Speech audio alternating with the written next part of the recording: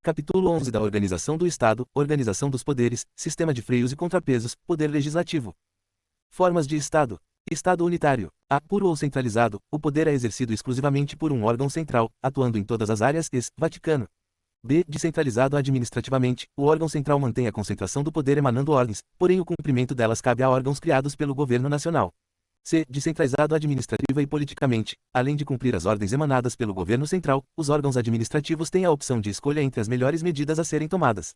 Esta forma de Estado é dentro dos países europeus. Estados regionais são um desdobramento do Estado unitário. A. Ou centralizado, o poder é exercido exclusivamente por um órgão central, atuando em todas as áreas. Vaticano. B. Descentralizado administrativamente, o órgão central mantém a concentração do poder emanando ordens, porém o cumprimento delas cabe a órgãos criados pelo governo nacional. C. Descentralizado administrativa e politicamente, além de cumprir as ordens emanadas pelo governo central, os órgãos administrativos têm a opção de escolha entre as melhores medidas a serem tomadas. Esta forma de Estado é a mais comum dentro dos países europeus. Estados regionais são um desdobramento do Estado unitário, aproximando-se do Estado composto, em que os entes regionais possuem competência legislativa ordinária sem poder constituinte, isto é, os órgãos possuem competência para elaborar leis, mas não podem estabelecer constituições próprias, como constatamos no Brasil, art. 25 da CR. Estado autonômico é parecido com o Estado regional, com os entes regionais dotados de poderes para elaborar a legislação ordinária, sem poder constituinte para sua auto-organização. Contudo, a competência para estabelecer regiões compete aos órgãos regionais, sujeita à aprovação do governo central, tal qual ocorre na Espanha. Estado composto. A confederação, diversos entes soberanos se unem por meio de tratado internacional, seja em razão de economia, seja em razão de segurança interna ou defesa externa. A soberania permanece com cada ente confederado, que, caso desejem se desligar da confederação, possuem força para fazê-lo. B. Federação, caracteriza-se pela coexistência de um poder soberano e diversas forças políticas autônomas, unidas por uma Constituição. Diferentemente da confederação, só existe um poder soberano, sendo os demais entes detentores de autonomia. Espécies de federalismo. A. Federalismo dualista ou cooperativo ou de integração. No federalismo dual, ou dualista, clássico, as entidades autônomas são distintas e não se comunicam. No federalismo cooperativo, os entes atuam de forma coordenada, exercendo, inclusive, atribuições em conjunto. No federalismo de integração, a predominância da União em relação às demais unidades, aproximando-se do Estado unitário. B. Federalismo simétrico e assimétrico. No federalismo simétrico, há uniformidade de cultura, língua e desenvolvimento entre as entidades autônomas, como ocorre nos Estados Unidos da América. No federalismo assimétrico, ocorre diversidade de cultura, língua ou desenvolvimento, como no Canadá, onde há diversidade de língua e cultura, e na Suíça, onde há diversidade de etnia. C. Federalismo de equilíbrio. Traduz-se na necessidade de que no federalismo mantenha-se o delicado equilíbrio entre as entidades federativas. D. Federalismo orgânico. As unidades federadas se formam a simples imagem e semelhança do todo-poderoso poder central. Nesta hipótese, o poder central limita por demais os poderes autônomos, sendo quase um regresso ao unitarismo. Características da federação. A. Descentralização política. B. Existência de uma Constituição rígida. C. Existência de um órgão guardião da Constituição. D. Soberania do Estado Federal. I. Auto-organização dos Estados-membros. F. Inexistência do direito à secessão. G. Existência de um órgão representativo dos Estados-membros em âmbito federal. H. Repartição de receita tributária. Classificação do federalismo. Quanto à formação, a. Federalismo por movimento centrípeto, agregação, parte de entes independentes e soberanos que se unem para criar um Estado federal único, cedendo a soberania para um único ente e mantendo o poder autônomo. Além da Alemanha e Suíça, os Estados Unidos se caracterizam por ter criado o federalismo por meio de movimento centrípeto. B. Federalismo por movimento centrífugo, segregação ou desagregação, ocorre quando um Estado unitário abre mão de parcela do poder, delegando o poder autônomo para órgãos regionais. Quanto ao tipo, a. Federalismo clássico, em 2 níveis, quando o federalismo é formado por uma ordem soberana e 2 ordens autônomas. Canadá e EUA. B. Federalismo, sui generis, em 4 níveis, multifacetado ou de terceiro grau. Formado por uma ordem soberana e 4 ordens políticas autônomas, como o Brasil, art. 18. Vedações constitucionais aos entes autônomos. Conforme estabelece o art. 19 da CF, é vedado à União, aos Estados, ao Distrito Federal e aos municípios. Estabelecer cultos religiosos ou igrejas, subvencioná-los, embaraçar-lhes o funcionamento ou manter com eles ou seus representantes relações de dependência ou aliança, ressalvada, na forma da lei, a colaboração de interesse público. Recusar fé aos documentos públicos. Criar distinções entre brasileiros ou preferências entre si. A República Federativa do Brasil. A República Federativa do Brasil possui a língua portuguesa como idioma oficial, art. 13, caput, devido à colonização. Contudo, a Constituição permite às comunidades indígenas a utilização de suas línguas maternas e processos próprios de aprendizagem, art. 210, segundo, e protege a língua indígena, art. 231. Os símbolos da República Federativa do Brasil são a bandeira, o hino, as armas e círculo preenchido o selo nacionais. O título Princípios Fundamentais da Constituição Federal está dividido em Fundamentos, Objetivos e Princípios de Regência das Relações Internacionais. Fundamentos do Brasil, art. 1º. Soberania, cidadania, dignidade da pessoa humana, valores sociais do trabalho e da livre iniciativa e pluralismo político. Objetivos, art. 3º. Construir uma sociedade livre, justa e solidária. Garantir o desenvolvimento nacional, erradicar a pobreza e a marginalização e reduzir as desigualdades sociais e regionais e promover o bem de todos, sem preconceitos de origem, raça, sexo, cor, idade e quaisquer outras formas de discriminação. Princípios de regência das relações internacionais. Independência nacional, prevalência dos direitos humanos, autodeterminação dos povos, não intervenção, igualdade entre os Estados, defesa da paz, solução pacífica dos conflitos, repúdio ao terrorismo e ao racismo, cooperação entre os povos para o progresso da humanidade e concessão de asilo político. União. A União é o ente federado que possui a função de congregar os demais entes. Afirma-se que esse ente possui natureza jurídica de direito público interno e externo porque é detentor de dupla personalidade. Bens da União. Os bens da União estão arrolados no art. 20 da CRFB. A. Os que atualmente lhe pertencem e os que lhe vierem a ser atribuídos. B. As terras devolutas indispensáveis à defesa das fronteiras, das fortificações e construções militares, das vias federais de comunicação e à preservação ambiental, definidas em lei. C. Os lagos, rios e quaisquer correntes de água em terrenos de seu domínio, ou que banhem mais de um estado, sirvam de limites com outros países, ou se estendam a território estrangeiro, ou dele provenham, bem como os terrenos marginais e as praias fluviais. D. As ilhas fluviais e lacustres nas zonas limítrofes com outros países, as praias marítimas, as ilhas oceânicas e costeiras, excluídas, e as que contenham a sede de municípios, e as áreas afetadas ao serviço público e à unidade ambiental federal, e as áreas, nas ilhas oceânicas e costeiras, que estiverem no domínio do Estado-membro, municípios ou terceiros. E os recursos naturais da plataforma continental e da zona econômica exclusiva. F. O mar territorial. G. Os terrenos de marinha e seus acrescidos. H. Os potenciais de energia hidráulica. Deve-se notar que a propriedade do solo continua sendo de domínio particular, somente o potencial de energia hidráulica é transferido para o domínio da União. I. Os recursos minerais, inclusive os do subsolo. J. As cavidades naturais subterrâneas e os sítios arqueológicos e pré-históricos. K. As terras tradicionalmente ocupadas pelos índios, cabendo inclusive a demarcá-las, protegê-las e fazer respeitar todos os seus bens, art. 231, caput. Participação em recursos minerais, royalties. O art. 20. Primeiro, resguarda o ente de cujo território a União extrai petróleo ou gás natural, é assegurada, nos termos da lei, aos Estados, ao Distrito Federal e aos municípios, bem como a órgãos da administração direta da União, participação no resultado da exploração de petróleo ou gás natural, de recursos hídricos para fins de geração de energia elétrica e de outros recursos minerais no respectivo território, plataforma continental, mar territorial ou zona econômica exclusiva, ou compensação financeira por essa exploração. Observe-se que a Lei 12.858/2013 dispôs sobre a destinação para as áreas de educação e saúde de parcela da participação no resultado ou da compensação financeira pela exploração de petróleo e gás natural. Faixa de fronteira. Atualmente, a faixa de até 150 km de largura, ao longo das fronteiras terrestres, designada como faixa de fronteira, é considerada fundamental para a defesa do território nacional, e sua ocupação e utilização serão reguladas em lei regiões administrativas ou em desenvolvimento. A Constituição permite, art. 43, que a União articule ações em um mesmo complexo geoeconômico e social, visando ao desenvolvimento e à redução das desigualdades regionais. Para possibilitar essas ações, lei complementar deve dispor sobre a. As condições para a integração de regiões em desenvolvimento. B. A composição dos organismos regionais que executarão, na forma da lei, os planos regionais, integrantes dos planos nacionais de desenvolvimento econômico e social, aprovados juntamente com estes. Estados-membros. Poderes. Auto-organização, autogoverno, autolegislação, autoadministração. A Casa Legislativa é a Assembleia Legislativa. A composição da Assembleia Legislativa corresponderá ao triplo da representação do Estado na Câmara dos Deputados e, atingido o número de 36, será acrescido de tantos quantos forem os deputados federais acima de 12. Regras sobre fusão, cisão e desmembramento dos Estados. Fusão ocorre quando dois ou mais Estados se unem, formando um novo Estado. Com isso, os Estados originários deixam de existir. A fusão é o ato de incorporar-se entre si. Cisão, nesta hipótese, um Estado subdivide-se, fazendo com que o Estado originário desapareça. Assim, surgem dois ou mais novos Estados. Desmembramento acontece quando um ou mais Estados cedem parte de seu território. Desmembramento-formação, quando a parte desmembrada cria novo ente, como ocorreu com Mato Grosso do Sul e Tocantins. Desmembramento-anexação, a parte desmembrada anexa-se a outro Estado. Não se confunde com a cisão, pois na anexação o Estado primitivo continua existindo.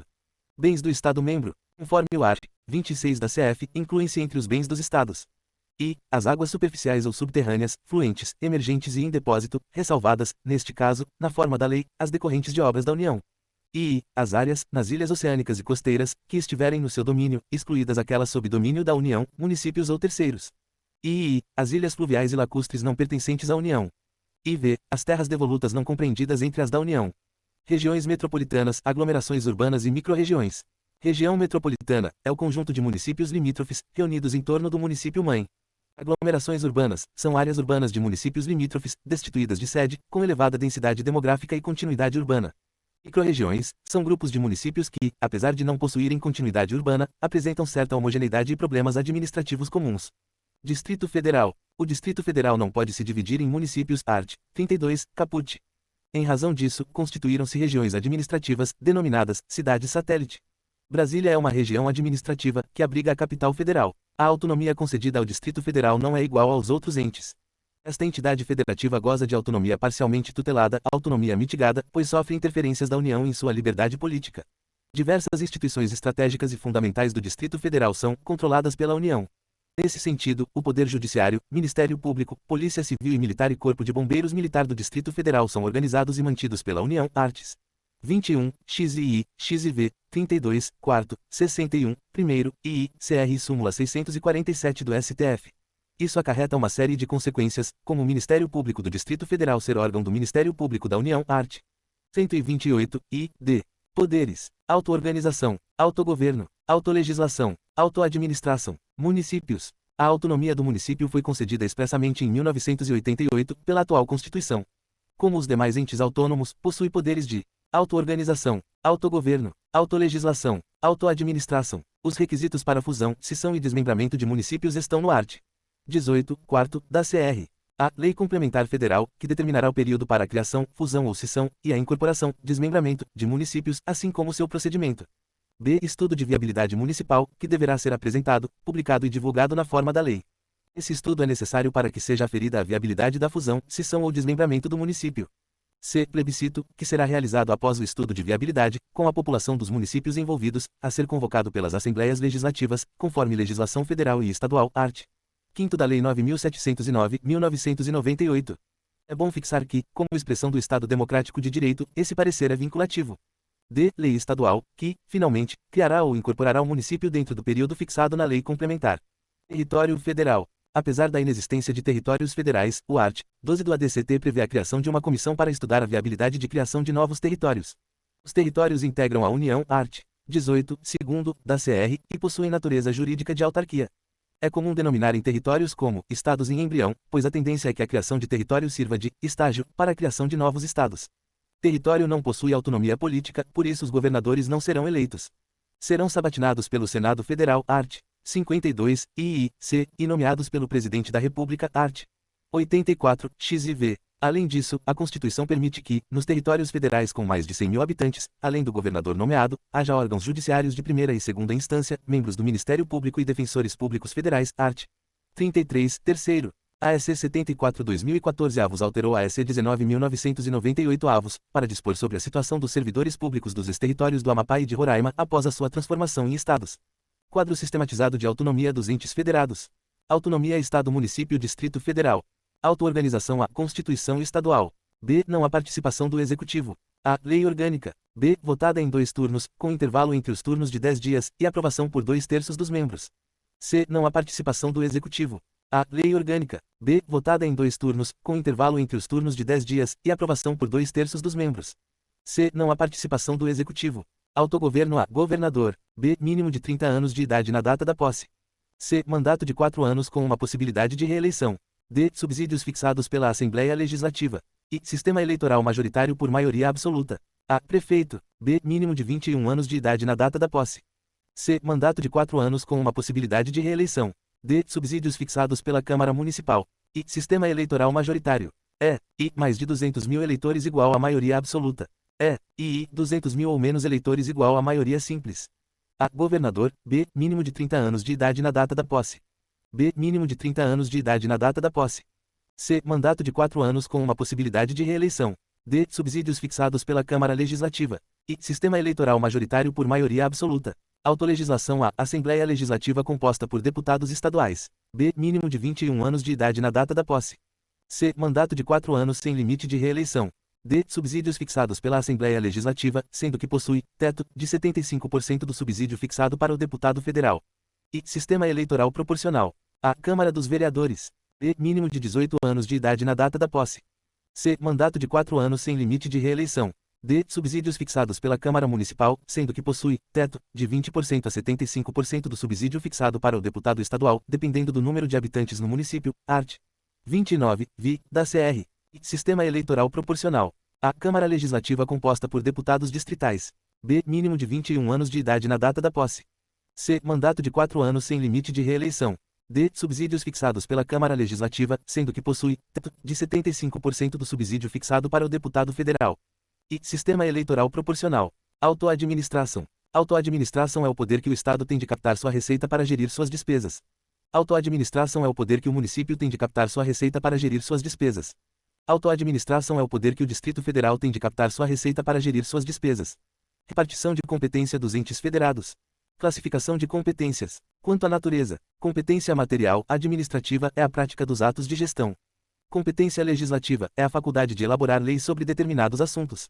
Quanto à forma, competências enumeradas expressas são atribuições específicas feitas pela Constituição da República para cada entidade federativa. Competências reservadas, residuais ou remanescentes são as competências restantes, que não foram atribuídas a nenhuma entidade federativa.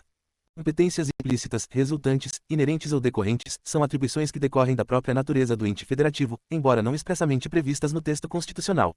Quanto à extensão, competência exclusiva é a competência administrativa atribuída ao ente federado de forma única, excluindo a atuação de qualquer outra entidade federativa, sem possibilidade de delegação. Competência privativa é a competência legislativa atribuída a uma entidade federativa, com a possibilidade de delegação em questões específicas. Competência comum, cumulativa paralela é aquela de natureza administrativa, pela qual todos os entes federativos detêm, sobre determinadas matérias, idêntica competência.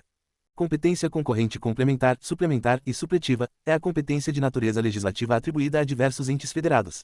Esta competência pode ser complementar, suplementar, em que cabe à União estabelecer normas gerais sobre determinados assuntos, podendo os Estados, o Distrito Federal e os municípios desdobrarem as normas gerais, adaptando-as às suas realidades. Arts.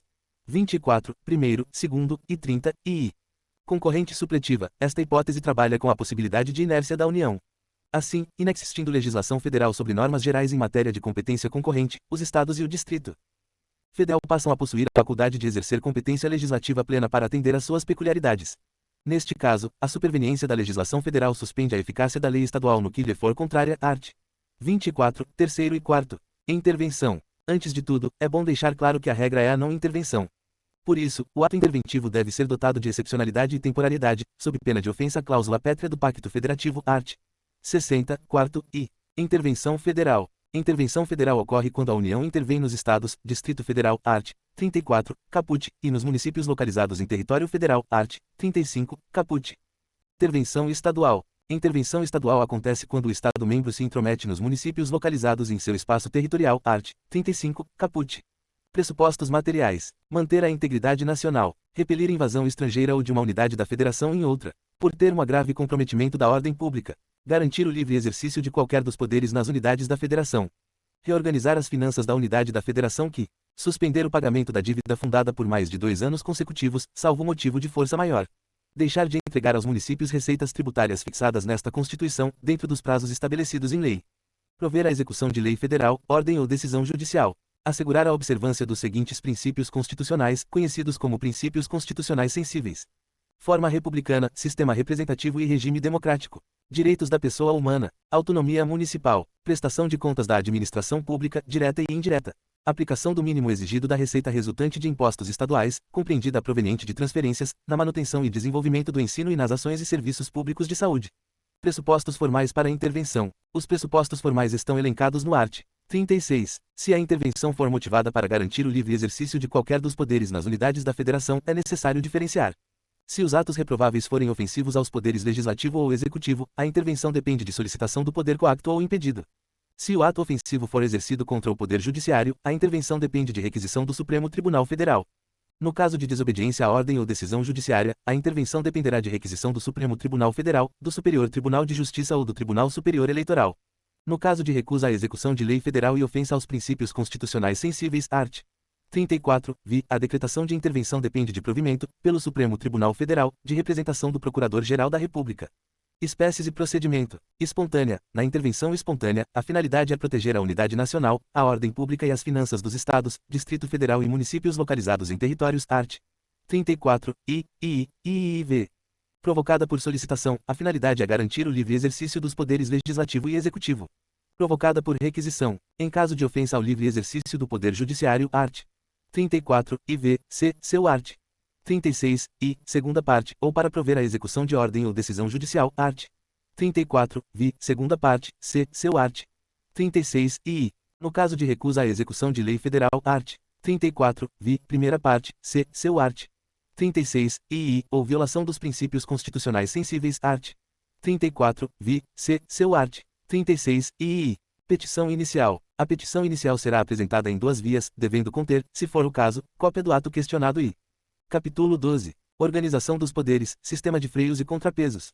Apesar do princípio da independência dos poderes, art. Segundo a Constituição Federal, visando, principalmente, evitar a concentração de poder e o desrespeito aos direitos constitucionais, criou mecanismos de controle recíprocos, sempre como garantia da perpetuidade do Estado Democrático de Direito.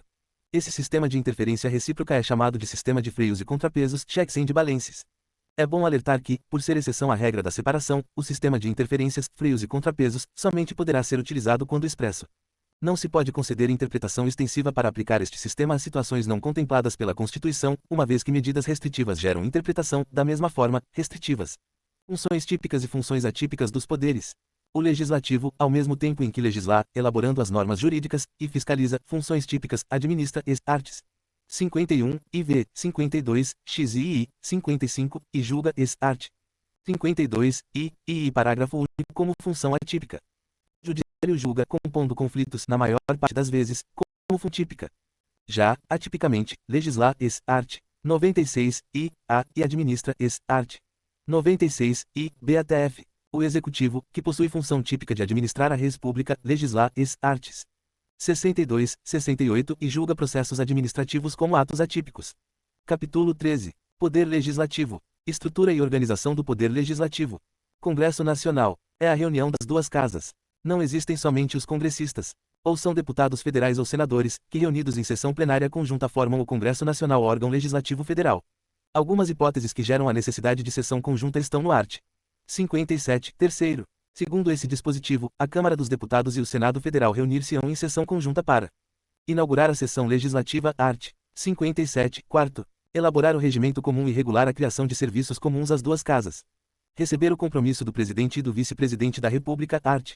78. Conhecer do veto e sobre ele deliberar, art. 66, quarto. Atribuições do Congresso Nacional. Cabe ao Congresso Nacional, com a sanção do Presidente da República, não exigida esta para o especificado nos arts. 49, 51 e 52, dispor sobre todas as matérias de competência da União. As matérias constantes no art. 49 também são competência do Congresso Nacional, entretanto dispensam a sanção presidencial, sendo editadas por decreto legislativo, votado pelas duas casas e promulgado pela mesa do Congresso Nacional sem a sanção presidencial. Câmara dos Deputados. É a casa composta por representantes do povo, sendo essencial para o Estado democrático de direito. O mandato é de 4 anos, não havendo limites para a reeleição. Ademais, o sistema eleitoral será proporcional, isto é, dependendo do número de habitantes do Estado-membro, este terá mais ou menos deputados federais, sendo que nenhum Estado da Federação pode ter menos de 8 ou mais de 70 deputados federais, art. 45, primeiro. Nesse sentido, um ano antes da eleição a Justiça Eleitoral realiza ajustes para estabelecer a quantas cadeiras o povo do Estado terá direito. O único ente da federação que possui número certo de deputados federais, independentemente da população, são os territórios, que, caso sejam criados, terá direito a 4 assentos, art. 44, segundo. Atribuições da Câmara dos Deputados, além da competência geral que a Casa em Estudo irá exercer com a participação do Senado Federal, art. 48, a Câmara dos Deputados possui competência privativa, nas matérias elencadas no art. 51. As matérias elencadas no art. 51 serão editadas por meio de resolução e também não se submetem à sanção do Presidente da República. Senado Federal. É a casa legislativa que representa os Estados-membros.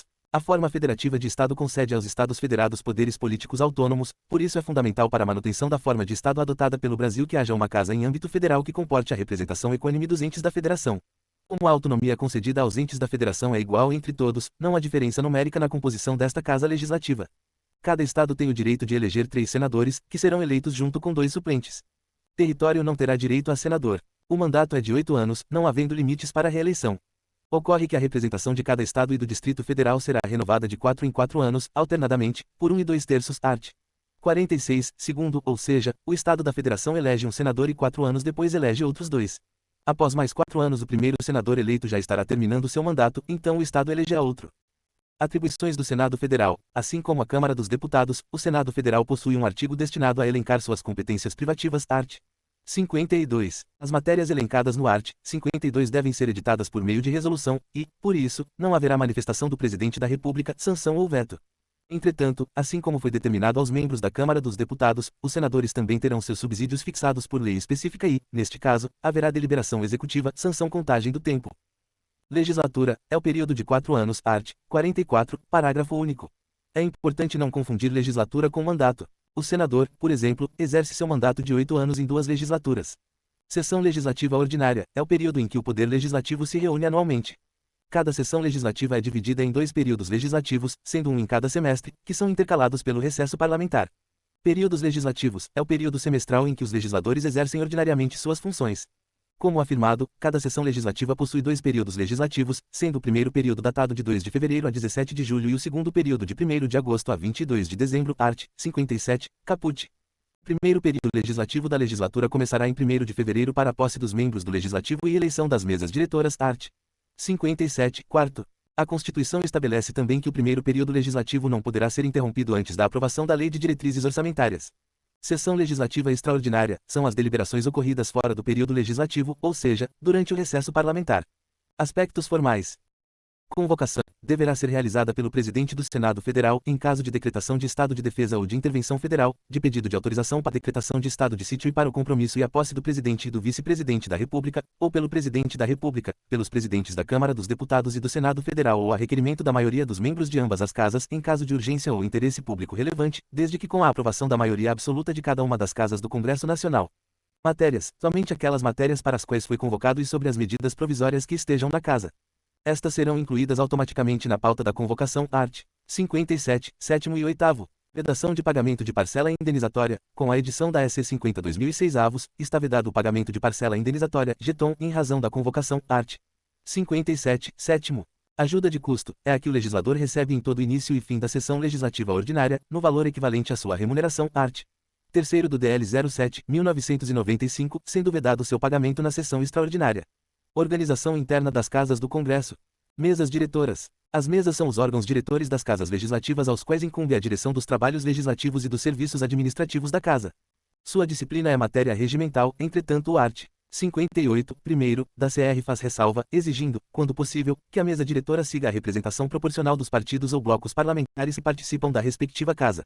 Segundo os regimentos internos das casas, a mesa da Câmara dos Deputados e o Senado Federal serão compostos de presidente, 2 vice-presidentes, 4 secretários e ainda contarão com 4 suplentes de secretários. Quanto à mesa do Congresso Nacional, art. 57, quinto, vale dizer que esta não existe por si só, constituindo-se dos membros das mesas do Senado e da Câmara. A presidência é ocupada pelo presidente do Senado, e os demais cargos alternativamente pelas mesmas pessoas que ocupam o cargo na casa de origem. As atribuições das mesas diretoras estão elencadas nos respectivos regimentos internos, arts. 17 a 19 a do RICD e arts. 48 e seguintes do RISF. Comissões parlamentares. No tocante ao tempo, as comissões podem ser permanentes ou temporárias. São permanentes as de caráter técnico legislativo ou especializado. São integrantes da estrutura institucional da Casa e têm por finalidade apreciar os assuntos ou proposições submetidos ao seu exame e sobre eles deliberar, assim como exercer o acompanhamento dos planos e programas governamentais e a fiscalização orçamentária da União, no âmbito dos respectivos campos temáticos e áreas de atuação.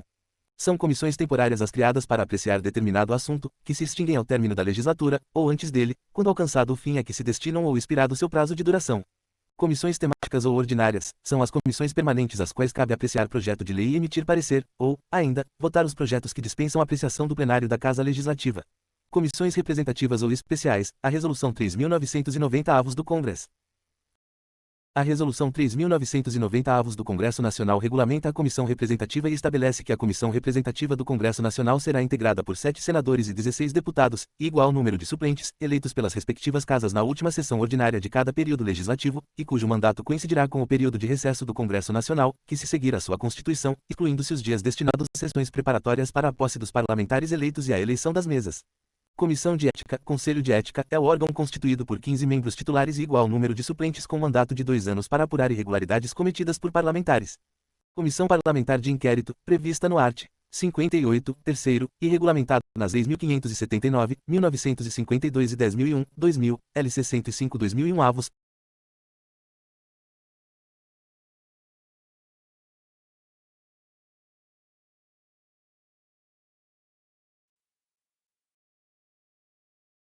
Comissão Parlamentar de Inquérito, prevista no art. 58, terceiro, e regulamentada nas leis 1579, 1952 e 10.001, 2000, LC 105/2001 avos, arts. 35 e seguintes do RICD, arts. 145 e seguintes do RISF e 21 do RICN.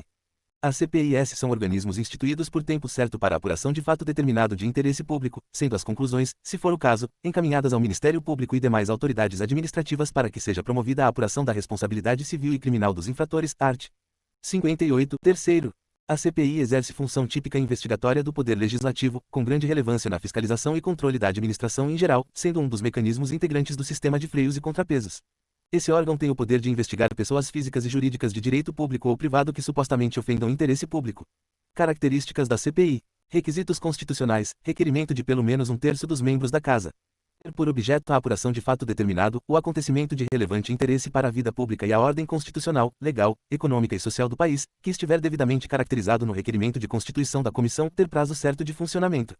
Poderes da CPI: colher depoimentos, ouvir indiciados, inquirir testemunhas, notificando-as a comparecer para depor, conduzir coercitivamente a testemunha recalcitrante, determinar busca e apreensão de documentos, sem violação de domicílio, determinar diligências, exames e perícias, quebrar sigilo de dados.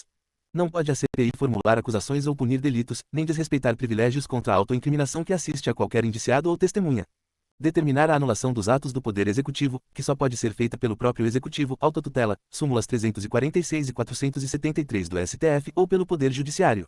Decretar prisão de qualquer pessoa, exceto na hipótese de flagrante, violar a privacidade, fazendo publicar dados sigilosos dos quais requisitou a quebra. Determinar a aplicação de medidas cautelares, tais como indisponibilidade de bens, arrestos, sequestro, hipoteca judiciária, proibição de ausentar-se da comarca ou do país, determinar a realização de busca domiciliar também, salvo com autorização judicial, art. 5º, XI, determinar a interceptação e a escuta telefônica, que devem ser requeridas ao órgão jurisdicional competente, art. 5º, XI. Imunidade parlamentar. É o conjunto de prerrogativas asseguradas a membros do Poder Legislativo para que o exercício da função parlamentar ocorra com independência e imparcialidade. Toda imunidade parlamentar tem início com a diplomação e não com a posse dos mandatários. A diplomação no Poder Legislativo ocorre, em geral, no mesmo ano da eleição e configura a ratificação do resultado da eleição pela Justiça Eleitoral. Segundo a súmula 245 do STF, a imunidade, seja qual for a espécie, não se estende ao coautor do delito que não seja parlamentar. Outro ponto importante é que a imunidade, por ser atribuição inerente ao cargo, não pode ser objeto de renúncia pelos senadores e deputados. Imunidade material, absoluta, substantiva, real ou inviolabilidade. A imunidade material, freedom of speech, prevista nos arts. 27, 1º, 29, VII, e 53, caput, diz respeito às palavras, votos e opiniões proferidos por membros do Poder Legislativo. A imunidade abrange ações cíveis e penais. Quando proferida em plenário, a imunidade goza de presunção absoluta, ou seja, não há possibilidade de responsabilização do parlamentar. Contudo, caso as palavras, votos e opiniões sejam proferidos fora do plenário, a presunção será relativa, cabendo responsabilização civil e penal se as palavras proferidas não tiverem ligação com a função. Imunidade formal, processual ou adjetiva. Na imunidade formal, freedom from arrest, prevista nos arts. 27, 1º, e 53 e parágrafos da CR, ao contrário da material, não há exclusão do ilícito. Trata-se de imunidade propriamente dita, pois regulamenta a condução de processo contra o congressista. Essa imunidade é aplicável somente ao processo penal, como deflui do 2º e 3º do art. 53. São prerrogativas inerentes ao cargo parlamentar que dizem respeito à prisão, processo, foro por prerrogativa de função, incorporação às Forças Armadas e depoimento testemunhal. Imunidade relativa à prerrogativa de foro. O processo contra senador e deputado federal será proposto no STF, art. 53, 1º. Se já respondia a processo antes da diplomação, com o ato o processo será remetido para o processo contra senador e deputado federal será proposto no STF, art. 53, 1º. Se já respondia a processo antes da diplomação, com o ato o processo será remetido para o STF. Porém, como a imunidade está diretamente ligada ao cargo, caso perca o mandato ou acabe o mandato sem reeleição, o processo deverá ser devolvido para as instâncias inferiores, cessando a prerrogativa de foro. Porém, se o parlamentar renunciar na véspera do julgamento do processo no STF, com o fim de postergar o feito, o processo continuará no Tribunal Supremo, pois configura fraude processual. Deputado estadual será processado e julgado no Tribunal de Justiça competente. De certo, cabe à Constituição Estadual dispor sobre o assunto, na medida em que a Constituição da República somente concede aos deputados estaduais as mesmas regras da Constituição da República sobre inviolabilidade e imunidade, dentre outras. Quanto ao vereador, importante notar que este não possui imunidade formal. Contudo, o STF e o STJ firmaram o entendimento de que as constituições estaduais podem fixar prerrogativa de foro para vereadores. Imunidade relativa à prisão. O art. 53, segundo, veda expressamente a prisão de parlamentar, salvo nos casos de flagrante pela prática de crime inafiançável. Imunidade para processo. Caso o parlamentar cometa crime antes de ser diplomado, o processo seguirá normalmente, com a ressalva da remessa dos autos ao órgão competente para julgamento, como o STF para deputados federais e senadores e TJ para deputados estaduais. Caso o crime tenha ocorrido após a diplomação, o órgão judiciário competente, ao receber a denúncia, dará ciência à casa respectiva, que, por iniciativa de partido político nela representado e pelo voto da maioria de seus membros, poderá, até a decisão final, sustar o andamento da ação e, por consequência, da prescrição. Art. 53, terceiro e quinto. Imunidade para testemunhar. Ademais, os parlamentares jamais poderão ser obrigados a testemunhar em juízo sobre informações recebidas ou prestadas em razão do exercício do mandato, nem sobre pessoas que lhes confiaram ou deles receberam informações. Art. 53, sexto.